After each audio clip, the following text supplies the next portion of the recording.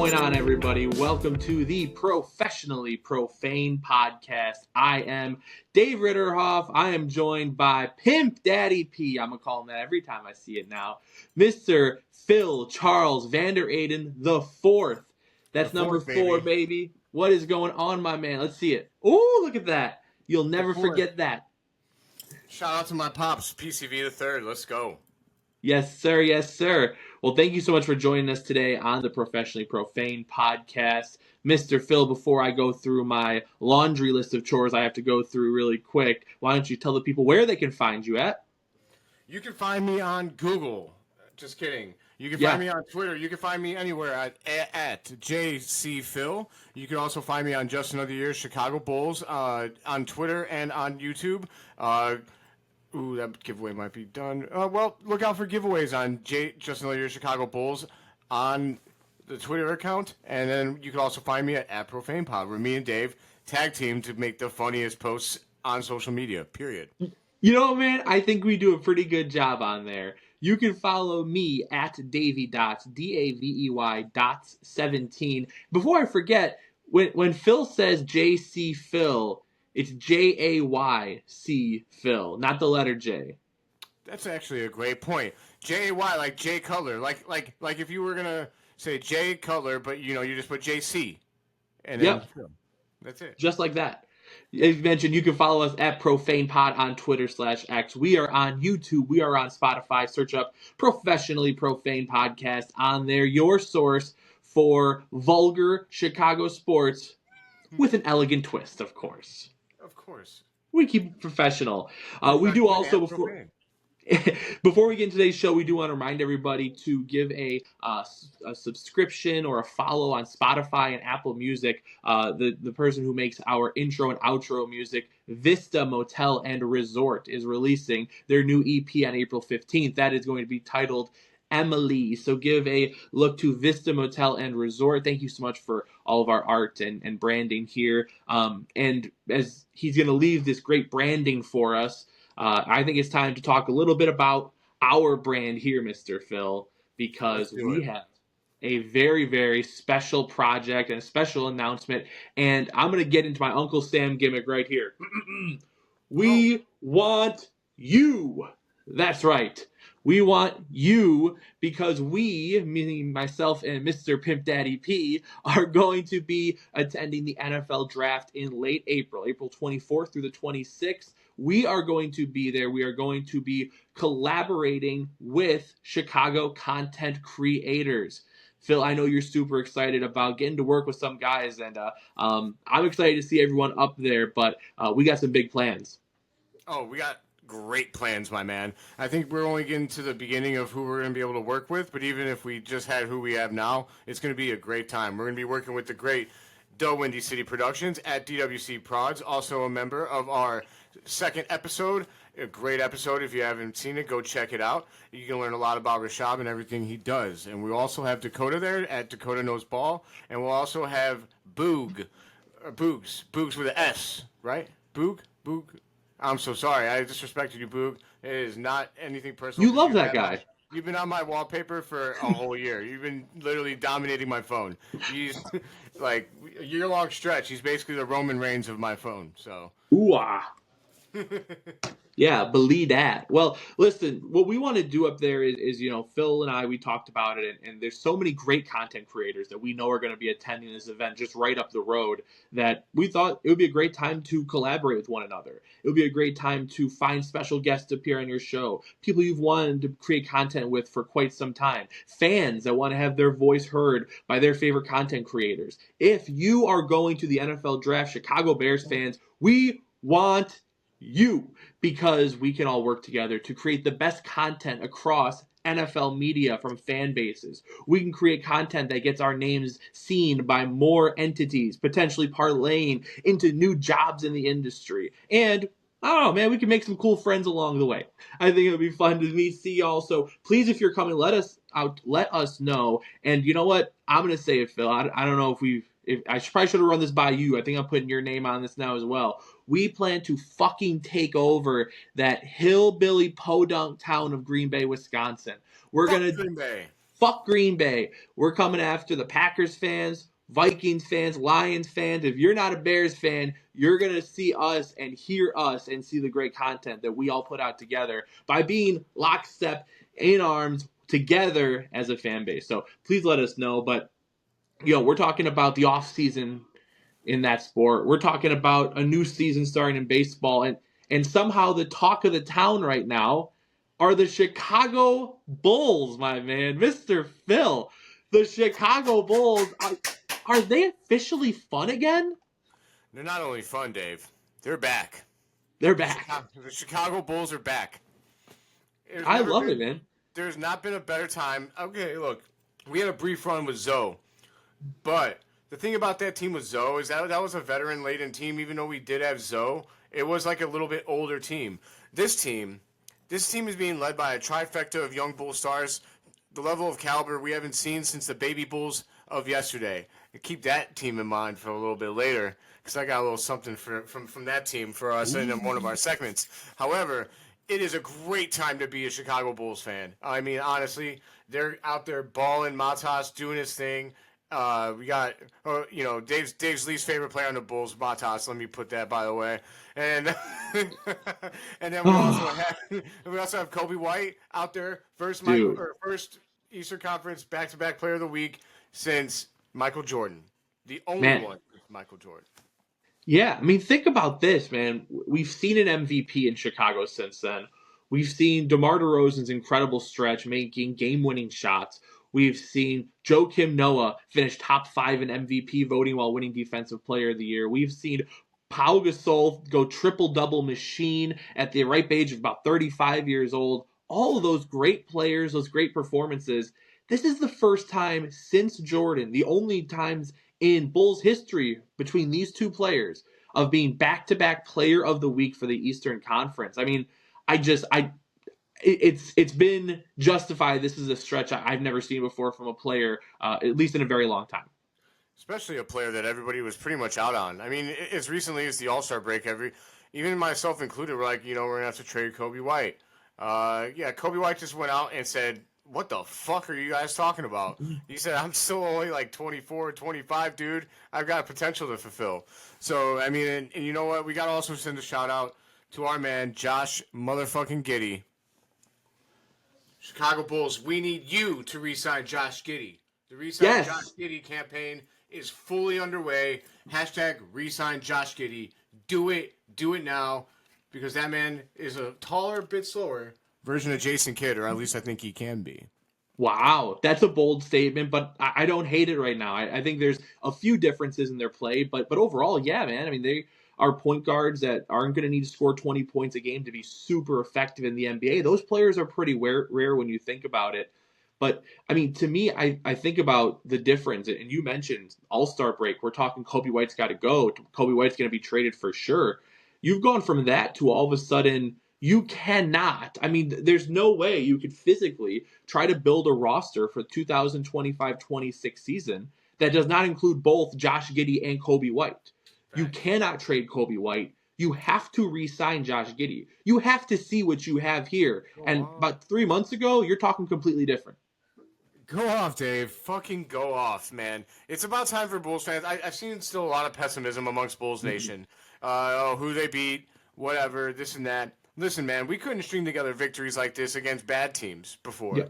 Now we're 8-2 in our last 10 games. I mean, when's the last time you could say that? Probably, at least 2 years. And the trifecta of young Bull stars is just so exciting. They just beat the Lakers and the Nuggets. They're 2 of the top, I think, 4 teams in the West. I mean, put some fucking respect on the Chicago Bulls. Stop playing with them. Dude, I mean, you're doing exactly what all their opponents are doing, and you're going to get that L like the Bulls are handing them. So, yeah. No, I mean, it's really tough. It's really easy to see who's actually watching the game and who's just being fed talking points. Because if you're watching the Chicago Bulls right now, You don't see a team that's just barely scraping by bad opponents and even losing to bad opponents and then maybe having a puncher's chance against the best teams. I mean, this team is dominating the pace. They are controlling the game. They're both utilizing their talents. They're all utilizing their talents on the Bulls side to really maximize the team. The defense is getting better for sure. It's still not great, but definitely going to be better than it has been recently. To me, if you're watching the games, there's no way you sit there and say we can't see what these two have moving forward if we can add a few pieces. You no longer need. I'm going to say this, and don't mince my words here. You no longer need Cooper Flagg to have a chance at rebuilding quickly in Chicago. You want Cooper Flagg, obviously, but now you're be out of the lottery. That's fine. You don't need him, though. You can build around these two players and a long-term success. This is a fact. I want to get into about, you make a good point about guys that don't watch games or guys that just, people that stick to their opinions. Real quick, I just want to say, I've heard someone say, are we going to be in the Kevin Durant sweepstakes this offseason? I don't think that that's going to happen.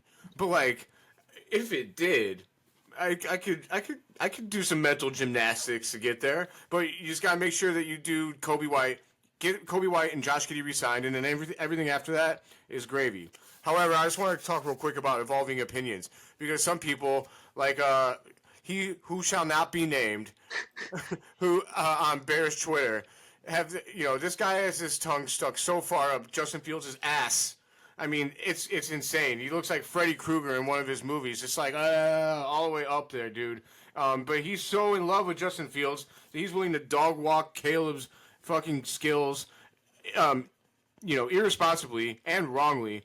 And, we don't want to be like that fucking guy. You don't want to be like that dick. So, go ahead and move on. Evolve with your opinions. Be flexible, because as sports fans, we should be flexible with our opinions. Otherwise, you're just another shock jock, hot take fucking connoisseur who's more concerned about being right than being a good fan. Don't be a bitch. Be a good fan. Hell yeah. You know what? And I know you weren't speaking directly to me on that one, Phil, but I'm going to take your advice right now. I'm going to take your advice. I wasn't doing that, Dave. I never do that to you. No. But I will take your advice here, because I have been very, very impressed by Matas Buzelis in the last few games since we talked about him. Because you know what, man? I know. Because listen. Listen, what he's doing is he's adding to his offensive game in a way that I really, really like. He's adding a new repertoire of moves to get open. When you're a player of Matas Buzelis' skill level, you could get through middle school, high school, AAU ball, and maybe even 1 year of the G League Ignite with the same bag of moves, the same arsenal. You can get open. It's easier. You're more athletic than everybody. You're taller than everybody. You're going to be able to get your shots. When you get to the NBA, you can't. And I've been seeing him really mix up his bag a lot recently in a way that makes me think he's really growing as an offensive player and as a scorer specifically. So I've been impressed by his growth even over the last few games. I'm proud of you, Dave. Thank you, man. I'm proud of you. It's what, and because I'm so proud of you, but no. It's not because I'm so proud of you, but in the spirit of evolving and in the spirit of being able to concede when the opinion that we had might be wrong. Listen, everyone knows that, and I said on the podcast that I'm not a big Billy D guy. Mm-hmm. However, to add to that, 2 years ago, I wrote an article. I used to work for the Windy City. Shout out Ryan Heckman. Thank you for giving me that opportunity, because I don't know if, Rashad really started it, and Ryan Heckman, he fucking finished it. However, you can't give credit to this Bulls team without giving credit to Billy Donovan. I know that hurt to say, but I think you're spot on, my friend. Yes, it hurt me a little bit. I said he deserved to be fired, and maybe 2 years ago, maybe he did, maybe he didn't. All I know is that this version of Billy Donovan on this Bulls team does not deserve to be fired. When you go 8-2 in your last 10 games, you don't deserve to be fired. When you're getting what you get out of Dalen Terry, if you watched that Bulls game from last night, Dalen Terry fucking took over in the fourth quarter. I mean, he made some plays. And Julian Phillips, about 3 games ago, had a career game. Mm-hmm. So you can't see stuff like that happen and then not give Billy D and his staff credit. They're evolving. It's good to see. They're winning. I want more of this from Billy Donovan. Now that we don't have ball stoppers on the Chicago Bulls, it's clear that Billy Donovan's able to get his offense on the floor. Josh Giddey's executing it. Trey Jones executing it. Get well soon. I don't know if we can re-sign him, but get well soon. And if we do, that'd be great. Yeah. Lonzo also get well soon. With playmakers on the floor, Billy Donovan's offense is executing, and even Pat Williams off the bench, he finally made that move, and he's actually contributing in a positive way. It's much different when he comes off the bench than when he's on the floor. So I'm proud of Billy Donovan. I'm not all the way there. There's some things that he does that still bother me at times, but I'm willing to give him a shot. Finish this year strong, make it out of the play-in into the playoffs, and I don't even need them to win a game in the playoffs. Just give the team hell. And you know what? I'm on the Billy Donovan board at that point. So that's all it will take. I love it, man. Dude, look at us, man. Look at us growing as individuals, learning and willing to concede to each other. I think it's a beautiful moment. Chicago sports social media, specifically Twitter, if you ever need a reminder that it's possible, the Professionally Profane podcast is here to remind you that you can grow and change as a person. Don't forget it. Some of y'all really don't forget it. Looking at you, motherfucker, that I talked about earlier. Yeah. Beyond, coming to the off season, we talked about we need to re-sign these guys. We're going to give Billy Donovan another chance. I think the front office also needs a little bit of praise because they've made a lot of mistakes. I won't lie to you. There've been a lot of moves that I have not agreed with, but I'm ready to say it, man. And I think that you and I can both agree and be on the same wavelength on this one. I think I'm going to speak for both of us when I say the Professionally Profane podcast is officially calling the Bulls trading Alex Caruso for Josh Giddey a fleecing. The Bulls fleeced the Thunder. They got a player. Yeah, they got a player that's going to continue to blossom into a star in this league. They got a guy who can average 15, 10, and 8 every single night for a solid team, and they got a good defender that can't shoot a 3 anymore for it, and then had to pay that guy a lot of money. So to me, I think that I'm ready to just say it. The Bulls fleece the Thunder, which is a very tough thing for any front office to do, much less the Arturas Karnisovas, Mark Eversley Bulls G front office. That's a great take, actually. It's crazy that a guy that many would have said is the worst GM in the league, maybe, fleeced what I think is a unanimous decision is the best GM in the league. The guy's got 50 first-round picks. It's actually insane. But they actually have a chance at the first overall pick this year. I believe if Portland, I don't know for sure if it's Portland. Please excuse me if I'm wrong. But there is a team in this draft. If they get the first overall pick, it goes to Oklahoma City. Can you imagine? I don't want to think about it. We deserve it. Hey, rig that draft for the Chicago Bulls, guys. Yes. If everyone says these sports are rigged, if they're right, Adam Silver, do the right thing. Rig this shit for the Bulls. Yeah, it's just that easy. The NHL is able to do it for Connor Bedard. Now the NBA can do it for Cooper Flagg. And Chicago's back, baby. We're going to have the Bears. We're going to have the Bulls. We're going to have the Blackhawks. And then our baseball teams are going to win 60 to 80 games a year. And we'll be miserable during the summer. But we'll be fine then. Can you imagine in what is it, I guess 2 years, Caleb Williams, Cooper Flagg, Connor Bedard? That would be the most insane, that's a generational run of talent to come through the city. And Matas and Josh Giddey added to that. I mean, that's fucking crazy. Yeah. 2-time conference player of the week, Coby White on the Bulls with those guys. Yep, that's a fact. Although, I think that's still a Garpax pick though, right? You know what? I think, yeah, it was. Yes, it was. Yeah, because their first year was when they acquired DeRozan and Vucevic, so they had Coby White before that. But yeah, no, I mean, just keeping those guys together. I mean, we're going to be in good shape. He could have traded him. Could have. Easily could have. Most people would have, and a lot of people wouldn't have re-signed Coby White last year. A lot of people wouldn't have done that. He had a nice stretch to end the year, but he had to get a contract, and the Bulls easily could have said, you need a change of scenery, and they did not. Dang. So I think that it was a pretty solid offseason, all things considered, looking back on it now for Acme. That was you that was on the screen there. Happy Phil. Well, can I turn that smile upside down? Yeah, sure. We have to talk serious now, Mr. Phil, because every week on the Professionally Profane podcast, we are going to be highlighting the people with their heads so far up their own ass that all you could do is call them the jabroni of the week. And this week, Mr. Phil, you are going to provide us with the jabroni. So let me hear it, man. Who do you got to really put it down on today? All right. I'm going to give a little warning here. Content warning, because we like to have fun. We like to be professionally profane, right? Here we're going to drop the professionally, and we're just going to be profane. Because my jabronis of the week, multiple, is Dan Bernstein, piece of shit, and everybody that stood up and defended him after his firing and said that he should not have been fired. All of you guys are fucking pussy. Are you kidding me? Like, you're cowards. You won't stand up for what's right? I mean, is Dan Bernstein standing there with a fucking gun to your head? Like, babe, you better make a nice post about me. I'm going to be panhandling if you don't fucking do this. Do you guys think that he's going to be fucking homeless?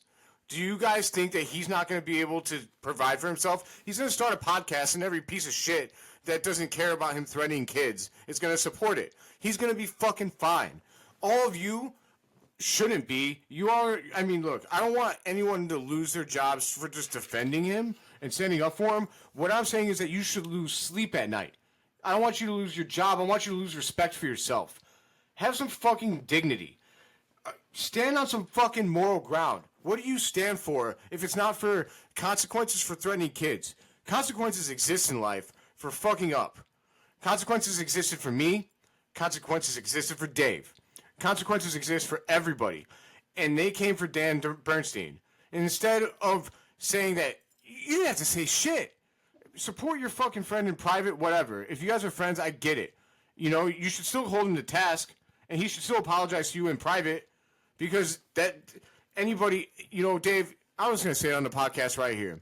If you ever threaten a kid or you do some shit that's really fucked up, this podcast, I mean, I'm going to find a new co-host. And if I did that, I would expect you to do the same thing. I expect you to say, fuck me. I don't want you to stand up for me ever.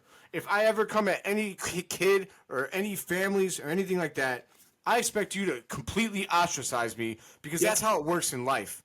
That's how it should work in life. And just because you're in the fucking sports industry and you're in the public eye and you're someone that, you know, if you're John Greenberg or fucking Danny Parkins, you're not special. You're not special. Take your fucking posts down. Have some fucking self-respect. Your companies should have made you do it. It's bullshit. Anybody that threatens a kid should have consequences. It's good that Dan Bernstein got fired because at least 670 to score for once stood up and did what was right for that fucking radio station. And instead we got Spiegel and Holmes on there writing a 4-page essay like this motherfucker died yesterday. Are you fucking kidding me? Yeah, I'm no. losing I mean, respect that is for people that I love, man. I'm losing respect for people that I love, and it's disgusting. And that is the point of the jabroni of the week, is to talk about people like that, man. And yes, they will be mostly fun, but this week was a very draining week if you want to defend Chicago sports and Chicago sports media. So, you know, as two people who hope to have a larger role in it one day, we are. Goose Fraba. I know it goes over your head. Goose Fraba. Yep, no idea what that means. But hey, you know what? We got that off our chest. I love it. I do want to go into two quick things, our last two segments of the week, because we have one more segment, but I do want to recall a funny moment since we were talking about the draft earlier.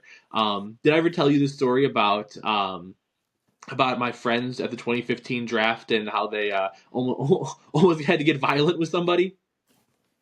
Wait, what?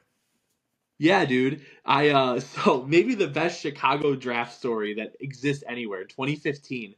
It was the first time the draft was outside of New York. It was in Chicago. Great event. Great 3 days of action. One of my friends was at round one, and if you remember, that was the year the Bears jumped the Giants to draft Leonard Floyd. The Giants were ready to take him. The Bears made a trade, jumped in front of him, and the Giants, they took a player that not a lot of people expected. They took Eli Apple from Ohio State. Orange? No, I do prefer oranges to apples, but not in this case. Because I want to talk about Eli Apple right now. He got drafted 10th overall. It was kind of like a surprise pick.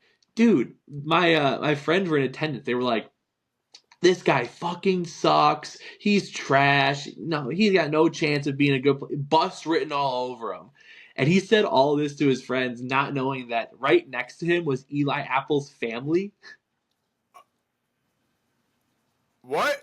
His whole family. They were so mad. They were furious. They was like, let this random guy shit on their son and cousin and nephew getting drafted into the NFL. This guy, that's their draft story. Is our son got dogged by some dude that was sitting right next to us and ruined our moment. That's Eli Apple's fucking draft story, or his family's draft story for the rest of his life. Yep, they'll never forget that. Never forget that one. that reminds me of when I was at a high school volleyball game when I was younger, and there was a very attractive female on the court, and I like to think of myself as a man who has the riz, and shout out Snail, and I also said some things about this female, some very raunchy things. I'm not going to repeat them, and even though this is professionally profane, in case his dad is watching, I don't want to offend him again. However, this dad turned around, and he said that was my daughter. Oh, no. Yeah. Oh. Never been more mortified in my life. I think I apologized like 5 times, and he wasn't taking it. If he could have beat the shit out of me as like a 17-year-old, he would have fucking killed me. But he's not Dan Bernstein. So. Oh, right. Yeah. Well, this guy doesn't kill fish. The dad, unlike Dan Bernstein, who definitely killed that fish. The other thing from our childhood, I remember watching it when I was a kid, but there's another thing from our childhood making a big time comeback this week. That is right, on March 27th, this upcoming Thursday, Backyard Baseball 97 drops on iOS and the Google Play Store. Yes, sir. This upcoming Friday. Dude. I've already pre-ordered it, and in honor of playing all these games when we were a kid, baseball games, we thought we would have a little bit of fun this week and name our favorite, very random Chicago athletes. We're both going to pick our 5 favorite random guys. I mean, this is peak guys being dudes. This is peak boys being boys, man. This is you and your homies get together, go to a sports bar, and name random athletes until you finish your 6th beer and haul the Uber to get back home. This is the moment. So, Mr. Phil. Mr. Phil. It's not 6. It's 2. Oh. Interesting. It's very good if you're into QC. That's fucking free advertising. You're welcome, guys. Wow, you get a sponsorship. Let's get some free beer. Phil, I am going to concede to you on this one. I think generally I'd want to do some rock, paper, scissors or a coin toss or something. But I'm going to give you the number 1 pick of this draft to start naming your favorite Chicago athletes. Mr. Phil, drop that knowledge on me, man. Show the ball knowledge I know you have. Who's your number 1 guy? The first overall pick for PCV is none other than Chicago Bulls forward Andres Nocioni. Yes, sir. Yes, sir. That's a good pick, man. In the spirit of talking baby Bulls, this man was integral to eliminating the Miami Heat and played damn good against the Detroit Pistons in the next round. I think we took him 6. I love Andres Nocioni. He wasn't ever the best. You had Kirk, you had Ben Gordon, you had other guys on that team. But Andres always seemed to hit the big shot. And I actually remember against the Heat, to close him out, he hit some fucking crazy big 3 throws. Like close game, need these free throws, bang. Andres Nocioni's got balls of steel. Yes, sir. Of steel. Yes, sir. That's a great number 1 pick. He is an elite remember guy across Chicago sports. I'm doing something a little different. I'm actually going to pick 1 player from each of the 5 main teams. That wasn't a restriction we put on, but I'm putting it on myself so I can appeal to all of the fan bases this way. And because you took your bull, I'm going to take a bull as well. I can't let you take all of them. I'm going similar time frame here. I'm going with a guy who was never a starter, never a star, but hit some big shots, and you can count on his energy and scoring off the bench. I need a real glue guy. I need a guy who's going to do whatever we need in the backcourt, and I'm going to take Duke legend Chris Duhon as my first pick. I love it, dude. You just unlocked my fucking core memories. Dude, that shit was fire. I loved Chris Duhon as a Chicago Bull, especially as a bench point guard. Like, you know what I always say, like C.J. Watson when I talk about like new bench mob point guards. This is the original bench mob point guard. Yes, absolutely, dude. He never started a game and just always came off the bench and did whatever you needed him to do. Man, he was the man, just a glue guy, going to keep your team running together. And I think he is very deserving of number 1 pick in this draft here. But I will give the floor to you now for round 2. Start us off, sir. Okay, and full disclosure, like David is our resident Blackhawks and Cubs expert. I know a little bit about the Blackhawks. I know a little bit more about the White Sox. My expertise, because I played those sports, is the Bears and the Bulls. However, I do, like I said, I know a little bit more about the White Sox. So let me give you a White Sox. Scott Podsednik, take a bow. Wow. You'll never forget where you were game in 2005 World Series when you just walk off home run. You'll never forget it. No, and I'll never forget what I did because of it.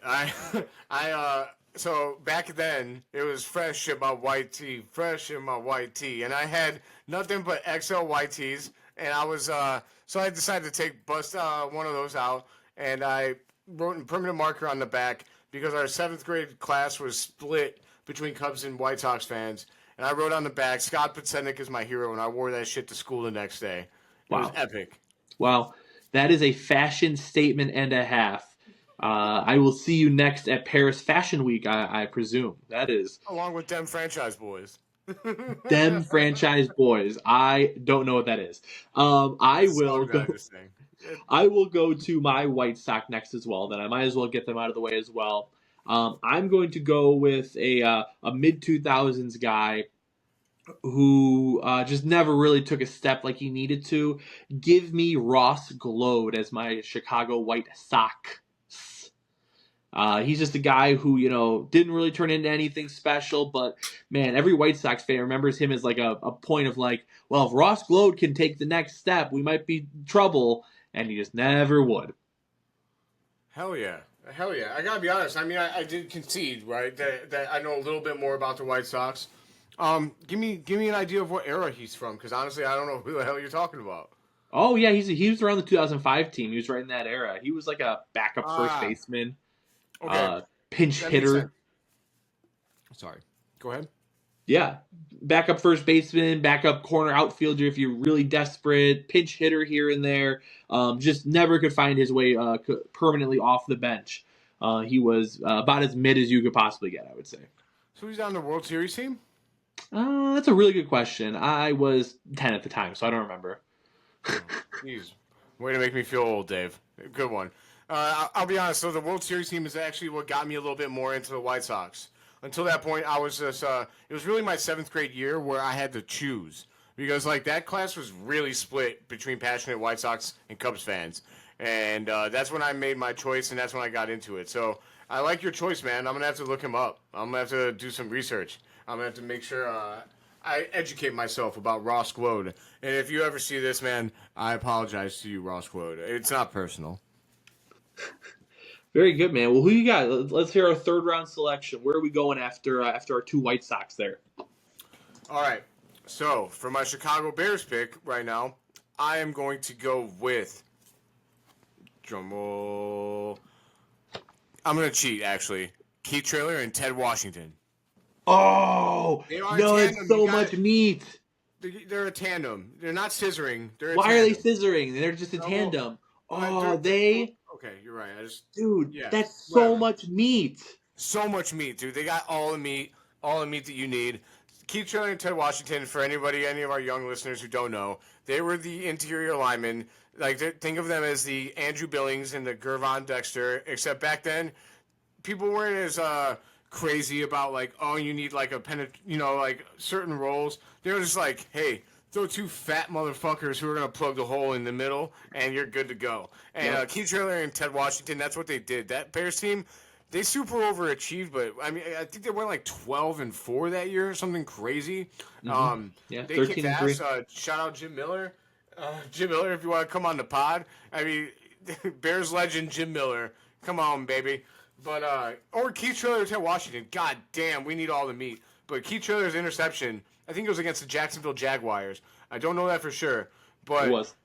Oh man, look at that memory, dude. I was a fucking 11-year-old. But that rumbling and stumbling and bumbling down the fucking sideline after he got an interception, I believe it was an interception. And yeah, it was excellent, man. When you see a dude that's like 300 pounds that takes it like 50 yards, I don't think he scored, but he almost did. It was one of the most legendary interceptions in Chicago Bears history. I'm going to go ahead and say it. I just looked it up, and the 2 players' combined playing weights, 715 pounds between 2 men. Ted Washington was 6'5", 375. You got holy fuck. Yeah. So when anybody in the NFL says, "Oh, these guys are like the real like these guys are beefy, these guys are real strong," nah, man, you don't know shit about Ted Washington and Keith Traylor. Honestly, I think that they might eat some offensive lines alive up today because that doesn't exist anymore. Those guys aren't used to that. No, they would be a different breed for sure. No team would run 2 guys like that, though. They're so slow and big, but they stopped the run. You couldn't run on that. You couldn't run on that 2001 Chicago Bears defense. You were not going to do it. That was a fun team for one season. I've seen the highlights. Yeah, I think that was Brian Urlacher's rookie season. I think, or it was his sophomore season. I think second, yeah. Warwick Holman, Roosevelt Coleman. I was studying them as an 11-year-old because I just started playing outside linebacker. I'm sorry, I'm getting into the weeds here, but I fucking loved that team. They outperformed themselves, and they were so fun. And I think I got someone else from that team. But hey, go ahead, Dave. Okay, well I now know you're going with other Bears, so I'm going to take my Bear off the board really quick. I'm going to go with a defensive back. A defensive back. Okay. No, you're good. You're good. Not defensive back. This is defensive back, and when I mention this college, you're going to think of a different player. But the Bears actually had the first 2 NFL players to ever come out of this college because they had the wide receiver Johnny Knox, who went to Abilene Christian University, and they had Danielle Manning, my guy, who I'm going to take with my 3rd-round pick. Good safety, man. Had a nice career in the NFL, returned kicks, played on special teams. I mean, just a guy who the coach asks you to do something. Danielle Manning is going to do it, and he's going to do it well. He's going to do it well every single time. Had speed for days, man. He was a hell of a football player. I'm going to take him as my number 3. I think it's a good value pick there. It is a good value pick. I like Daniel Manning, man. I really like that pick. For my next pick, I'm gonna go with since you didn't take my Chicago Bear. Or you know what? I like my Chicago Bears as my last pick. I'm gonna go with another Chicago Bull. I'm gonna go with Aaron Gray. Oh, Aaron Gray. Oh no, Pitt legend. I am. I almost went with Brad Miller, right? But the theme of this is supposed to be guys that you don't really remember, and Aaron Gray is definitely somebody that nobody remembers. Brad Miller, everybody remembers. Everyone remembers his big shot. Shout out to the legend, Brad. I mean, legend has it that he had a 10-inch penis. I've heard that. I mean, that's just word on the street, whatever. But Aaron Gray, though, when he got in the post, he was shit on defense. He was an old school big man, though. Old school big man. I think he was from Pittsburgh. Pretty sure he's from Pittsburgh. And he used to get in the post, and he had that old school just back you down with his big ass body, put it on over you. He was really efficient in the post. Really efficient in the post. You can learn something, Nikola Vucevic. Hey, well, he can learn something for another team, hopefully ASAP. Bye-bye. Wow, Aaron Gray. I mean, there's a lot of really good random bad bull centers. So I think that was a really good pick. I had forgotten about him. Shout out to Joel Prisbilla, but I had forgotten about Aaron Gray. I'll tell you that. Shout out Cristiano Felicio. Oh no, not him. He I'm said going bankable to centers. go. I'm going to go to the Blackhawks next. I'm going to take an American legend. I'm going to take a guy who represented the red, white, and blue very strongly. Scored one of the biggest overtime goals in Game 6 of a playoff series. One of the biggest ones you'll ever remember. But it's not Patrick Kane. I just described all things that relate to him. I'm talking about Mr. Ben Smith, center. Uh, Woo!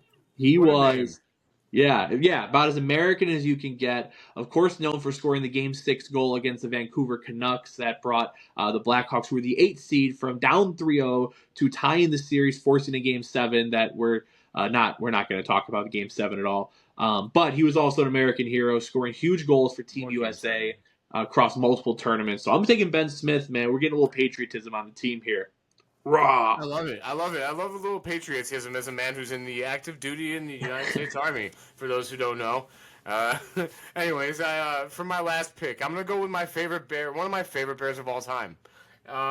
He might be a little bit above mid, and this might Okay. just be somebody that I just really love, but Marcus Robinson.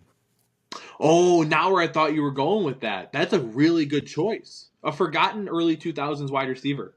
Yes, man. Yes. I think a lot of people forget about him because, everybody wants to remember like Chris Conway or one of those guys. But Marcus Robinson was a deep threat on the Bears. I mean, honestly, what could he have done maybe with a little bit of better quarterbacking? Because this was also back in the era where people weren't like, giant vaginas and like they had loyalty. Like, people tended to stay on the same team. Free agency wasn't so crazy. People weren't moving around a lot.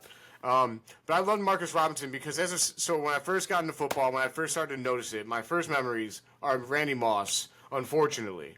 And my little 7-year-old brain just remembered him catching deep passes on TV. And I was like, that's cool. He was just he was mossing people. And so my 7-year-old brain liked it. And then I turned 8. I got a little more cognizant. And my dad sat me down. And he was like, no. He's like, we're not Can't do fucking that. rooting for Randy Moss. That's not Nope. okay. Nope. Because I think I cried when they lost to the Falcons in '97. Oh, I didn't know any better, man. But yeah, my dad fucking wiped that right out of me, so I looked for the deep threat on the Chicago Bears. And Marcus Robinson was the answer. He was a lot of fun to watch, and great 90s football player. One of the last guys that you watch like in a film, and you're like, that's old school. Mm-hmm.